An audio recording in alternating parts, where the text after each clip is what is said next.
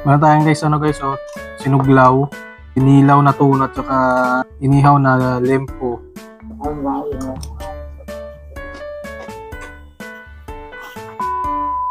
Sa bagong episode ng ating Watch Your Pulutan pare, nagluto tayo dito guys ng sinuglaw. Tuna lang to, hinugasan natin to guys sa suka at sinugasan ulit natin sa tubig. Ngayon nilagyan na natin guys ng mga templadong pampalasa.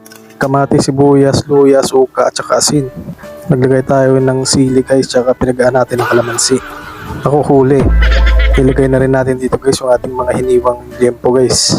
Inihaw natin to, tsaka tinimplahan ulit ng suka, paminta.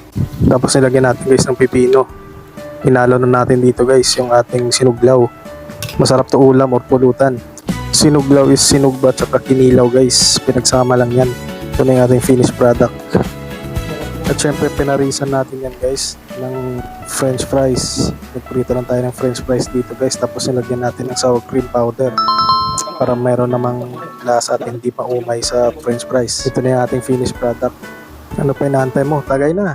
Kung may natutunan ka, paki-comment naman kung tagasaan ka para malaman ko kung saan nakabot yung video ko guys. Salamat!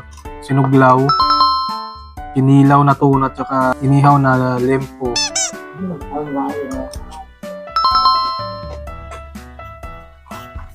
Tapos french fries na may sour cream powder. Tsaka siomay guys. O tingnan kakakain lang gutom ka. Ayos. Trip mo ah.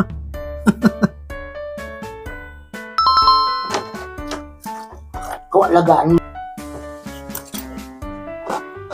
Bye bye.